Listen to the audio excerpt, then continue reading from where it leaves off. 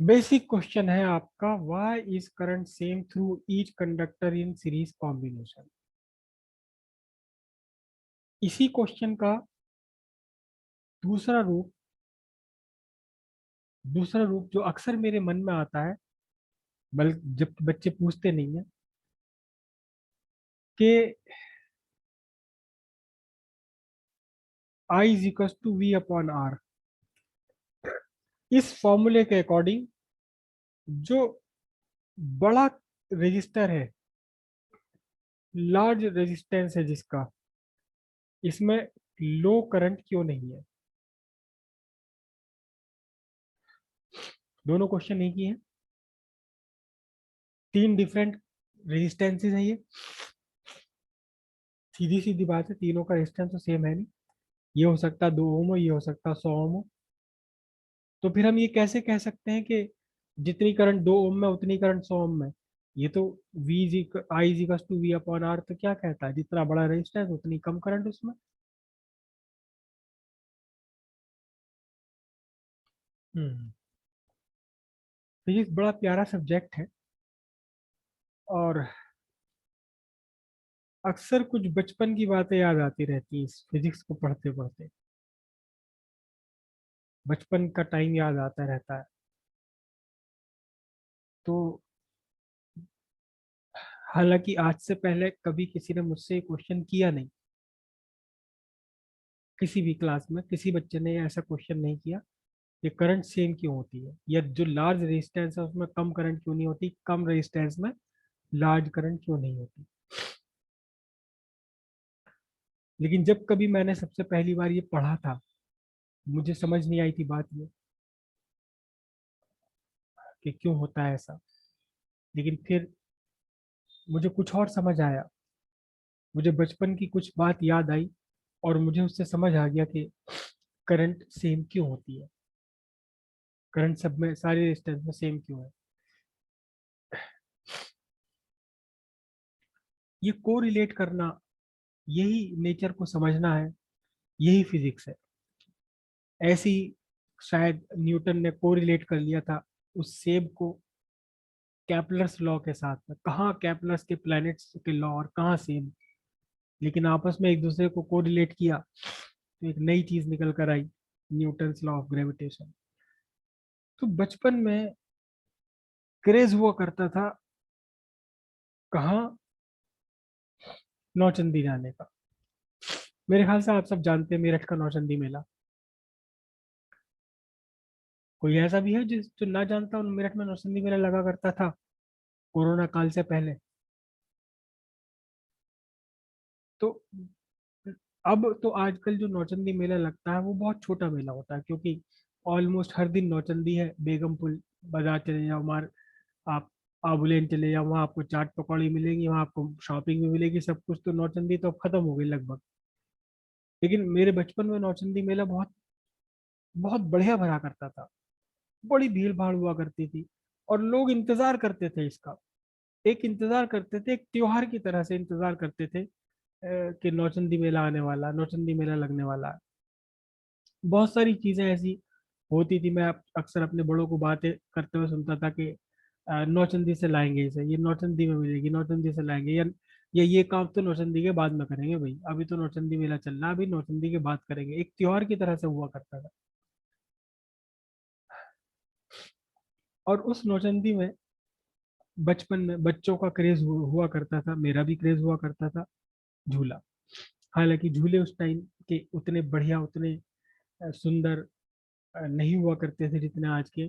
सिर्फ दो ही तरह के झूला हुआ करता था उन दिनों। एक तो वो जो जाइंट सर्किल होता है ऊपर नीचे ऐसे वर्टिकल खड़ा हुआ, और एक झूला हुआ करता था जो ऐसे ही वो हाथी घोड़े बने होते हैं, इनके ऊपर बैठ के घूमते रहते हैं। बस कुल मिलाकर ये दो दो झूले हुआ करते थे, अलग अलग, कई कोई छोटा कोई बड़ा, कई सही झूले। और इन झूलों पर एक लंबी लाइन लगी होती थी झूलने वालों की, क्योंकि एंटरटेनमेंट के उतने साधन नहीं थे। आज आपके हाथ में मोबाइल है, घर पर आपके खूबसूरत शानदार एलईडी टीवी लगे हुए हैं, और बहुत सारी चीजें हैं एंटरटेनमेंट के लिए। लेकिन तब क्या था, तब तो ये मैं उस टाइम की बात बता रहा हूँ जब ब्लैक एंड व्हाइट टीवी भी मोहल्ले में किसी एक दो के घर हुआ करता था, रेडियो हुआ करते थे बस। तो लाइन लगी होती थी। अब उस लाइन का जो है, लाइन जो लगा करती थी इस झूले के लिए, टिकट की दो लाइन होती थी, एक टिकट के लिए, पहले टिकट के लिए लाइन लगाओ, टिकट ले लिया, फिर झूले में बैठने के लिए लाइन लगाओ। तो वो झूले की जो लाइन होती थी, झूले के पास ये बैरिकेडिंग होती थी, बल्लियां लगी हुई,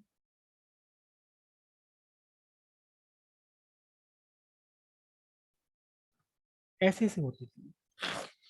मतलब यहाँ बल्लियां काफी चौड़ाई में लगी हुई है, 3 4 आदमी भी एक दूसरे के साइड बाय साइड खड़े हो सकते हैं। मतलब एक फैमिली अगर जा रही है, 3 4 बंदे हैं, तो वो साइड बाय साइड खड़े हो सकते थे इसके अंदर। फिर थोड़ी दूर कुछ कदम चलने के बाद ये पतला हो जाता था कि बस दो ही बंदे यहाँ खड़े हो सकते थे। फिर बिल्कुल जब झूले पर एंट्री का टाइम, एंट्री के लिए आती थी, ये मोड़ आता था बैरिकेडिंग का, तो ये इतना पतला हो जाता था कि एक टाइम पर केवल एक ही पर्सन यहाँ से निकल सकता है। एक टाइम पर केवल एक ही पर्सन यहाँ से निकल सकता था। कहाँ? बस बिल्कुल झूले से ठीक पहले की जो बैरिकेडिंग हुआ करती थी, पतली सी गली सी गैलरी सी बना दी जाती थी, यहाँ भी बांस, इधर दोनों तरफ बांस लगे हुए हैं। फिर ये बांस थोड़ा चौड़ाई पर, ये काफी चौड़ाई पर लगे हुए बांस। अब यहाँ से चार पांच लोग आगे बढ़ रहे हैं। यहाँ जब इसमें एंटर करते थे तो बस दो ही लोग खड़े रहते थे एक साथ। फिर अल्टीमेटली जब झूले के पास आ गए तो बिल्कुल एक दूसरे के आगे पीछे हो जाना पड़ता था, इतनी पतली हो जाती थी ये। इतनी पतली ये हो जाती थी गैलरी, जो बांसों से बनाई हुई, बांसों की बैरिकेडिंग लगाई हुई, गली जैसी बनाई हुई है। यहाँ इस जगह 4 आदमी खड़े हुए एक साथ, और यहाँ से केवल एक एक आदमी आगे बढ़ रहा है। यहाँ इस फाइनल से केवल एक टाइम पर, मैं ये कह रहा हूँ कि एक सेकंड में, एक सेकंड में वन पर्सन आगे बढ़ रहा है। तो जरा मुझे आप बता सकते हैं कि ये जहां जहां दो दो खड़े हुए हैं, यहाँ एक सेकंड में कितने आगे बढ़ रहे होंगे? आंसर दीजिए। जहां ये चार चार मिलकर खड़े हुए हैं, यहाँ एक सेकंड में कितने आगे बढ़ रहे होंगे? सर एक ही। यहाँ से भी एक ही आगे बढ़ रहा होगा, भले ही एक एक यहाँ। आदमी बोल रहा है, एक ही बड़े। हाँ सुचित, क्या कह रहे हो? सर एक आदमी कहते हैं। ठीक है, यहाँ दो आदमी खड़े हुए हैं, दो आदमी साइड बाय साइड खड़े हुए हैं, लेकिन फिर भी अगर आप यहाँ, अगर यहाँ एक सेकंड में एक आगे बढ़ रहा है, तो इन इन दोनों में से एक सेकंड आगे बढ़ गया, एक सर पीछे वाले 2 सेकंड को एक कदम आगे बढ़ने का मौका मिलेगा 2 सेकंड के बाद में। इन वालों को आगे बढ़ने का मौका मिलेगा 2 सेकंड के बाद में, तो ये वाले चले जाएंगे। यहाँ से तो कोई वेले जा रहा है ना, अब ये दो खड़े हुए, दो में से एक अंदर गया, फिर ये भी गया, फिर यहाँ की जगह खाली हो गई तो ये आगे बढ़ गए। ठीक है, दोनों दो दो आगे बढ़ रहे हैं, लेकिन टाइम भी तो ज्यादा ही लग रहा है इनको। अच्छा, यहाँ क्या होगी कंडीशन? यहाँ तो 3 4 एक साथ खड़े हुए, यहाँ इनके आगे बढ़ने का कितना कितना रेट होगा बताओ? यहाँ सर भी 3 पीपल्स पर 3 सेकंड। 3 people per 3 सेकंड, बिल्कुल सही बात कही आपने। यहाँ 3 पर्सन, यहाँ 3 पर्सन पर 3 सेकंड। क्यों? क्योंकि जब ये तीनों आगे चले जाएंगे तो ये जगह खाली होगी और आगे बढ़ जाएंगे, लेकिन इन्हें आगे चलने, आगे इन इन तीनों को आगे जाने में टाइम कितना लगेगा? एक सेकंड में तो केवल एक ही आगे जा रहा, 3 सेकंड लगेंगे, फिर से 3 सेकंड लगेंगे, फिर से 3 सेकंड लगेंगे। तो 3 person per 3 सेकंड, मतलब 1 person per सेकंड। जबकि यहाँ तो इलेक्ट्रॉन्स बहुत सारे हैं। ये कंडक्टर समझ लो अब आपने, ये 3 कंडक्टर है, एक कंडक्टर ये रहा जिसका रेजिस्टेंस कम है, यहाँ ढेर सारे फ्री इलेक्ट्रॉन्स है, यहाँ टकराने के चांसेस भी कम है। ये दूसरा कंडक्टर है जिसका क्रॉस सेक्शनल एरिया कम हो गया, जिसकी लेंथ ज्यादा हो गई, यहाँ पर unit cross sectional area electrons कम है, यहाँ पर unit cross sectional area electrons और भी कम है। तो यही वाले जो सबसे कम यूनिट क्रॉस सेक्शन, जहां सबसे कम करंट है, वही डिसाइड करेगी कि पीछे कितनी करंट है। अब भीड़ ज्यादा हो रही थी, सैटरडे संडे वाले दिन भीड़ बड़ी जबरदस्त हुआ करती थी, स्पेशली संडे वाले दिन, क्योंकि अगले दिन छुट्टी होती थी, संडे और मंडे, सैटरडे संडे नहीं। वीकेंड्स का कोई कंसेप्ट नहीं था उस जमाने में। संडे और मंडे में, संडे और सैटरडे संडे, सैटरडे में वो घूमने जाते थे जिनकी संडे में छुट्टी है, और संडे के शाम में वो जाते थे मार्केट वाले जिनकी मंडे में छुट्टी है। तो सैटरडे और संडे के दिन ये और थोड़ी ब्रैकेटिंग थोड़ी और लंबी कर देते थे, पीछे ये और चौड़ा हिस्सा बना देते थे। यहाँ खड़े में बहुत सारे लोग, यहाँ तो बहुत बहुत सारे झुंड के झुंड बना के खड़े हुए हैं। लेकिन अगर यहाँ एक लाइन में 6 आदमी खड़े हुए हैं तो यहाँ 6 पर्सन पर 6 सेकंड का औसत बनेगा आपका। जबकि अगर ये सारी कंडीशंस ना हो यहाँ पर, अगर ये सारे के सारे हटा दिए जाए और पूरा का पूरा यही रास्ता खोल दिया जाए, तो 6 पर्सन पर सेकंड आगे बढ़ने के चांसेस है। यहाँ 6% आगे पर सेकंड बढ़ने के भी चांसेस है। लेकिन 6% पर सेकंड तो ये इसकी अपना रेजिस्टेंस अलाउ कर रहा है ना। लेकिन इसके आगे जो लगा हुआ है वो तो 1% पर सेकंड है, इसके आगे जो लगा हुआ है वो 1% पर सेकंड है, इसके आगे जो लगा हुआ है वो 1% पर सेकंड डिसाइड कर रहा है। तो ओवरऑल ओवरऑल कहीं भी अगर आप देख लोगे तो आगे खिसकने की जो स्पीड बनेगी वो 1% पर सेकंड ही बनेगी। एग्जैक्टली यहाँ होता है, एग्जैक्टली यहाँ है। दूसरे तरीके से एक तरह से आप और समझ सकते हो, एक तरीके से अभी आप और भी समझ सकते हो बात को। कैसे? वो भी आराम से समझ आने वाली बात है। एक पाइप था, खूब बड़ा सा चौड़ा सा पाइप है, बम्बे का पाइप या सबमर्सिबल का पाइप है आपका, खूब बड़ा सा चौड़ा सा। और ये पाइप से आप जो है पानी आगे डाल रहे हो, इसमें इसमें बीच में कहीं जोड़ लगा हुआ है, इसमें कहीं बीच में जोड़ लगा हुआ। अब ये जोड़ पे से टूट गया। अब इन दोनों को आपस में एक दूसरे के ऊपर चढ़ नहीं सकते, कुछ नहीं कर सकते। आपने क्या काम करा? अच्छा, यहां से जो पानी का फ्लो था, मैं ये कह रहा हूं 10 लीटर पर सेकंड का फ्लो था, टूट गया।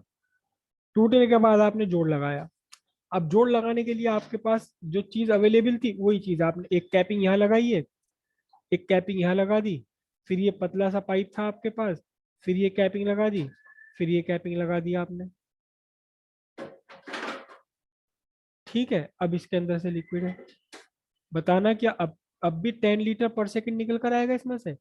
ये तो बिल्कुल पतला पाइप लगा दिया आपने यहाँ पर। क्या 10 लीटर पर सेकंड आएगा? अब भी अब नहीं आएगा 10 लीटर पर सेकंड। क्यों? क्योंकि यहाँ जो बीच में आपका पड़ा हुआ है, यहाँ बीच में ये इतना पतला रास्ता हो गया कि 10 लीटर पर सेकंड का flow maintain. Equation of continuity भूल जाओ फिलहाल कुछ देर के लिए, इक्वेशन ऑफ कंटिन्यूटी नहीं अप्लाई कर रहे हैं। अगर ये पाइप अगर आपको 1 लीटर पर सेकंड का फ्लो अलाउ करता है, तो इसके आगे भी और इसके पीछे भी हर जगह जो नेट किसी भी क्रॉस सेक्शन पर अगर आप देखोगे तो कितना रह जाएगा? 1 लीटर पर सेकंड का ही फ्लो बना मेंटेन रह जाएगा, इसके आगे भी और इसके पीछे भी।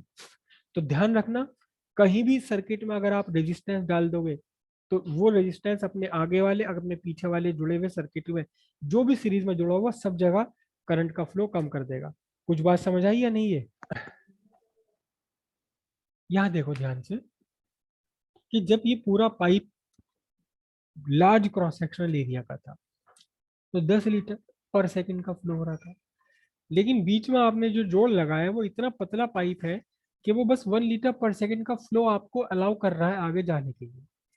1 लीटर पर सेकंड का फ्लो ही ये अलाउ कर रहा है। तो इसके आगे भी इसके पीछे भी 1 लीटर पर सेकंड का ही फ्लो होगा। अगर यहाँ से 1 सेकंड में 1 लीटर निकल रहा है तो पीछे से भी 1 सेकंड में 1 लीटर आएगा और आगे भी 1 सेकंड में 1 लीटर ही बढ़ेगा आगे।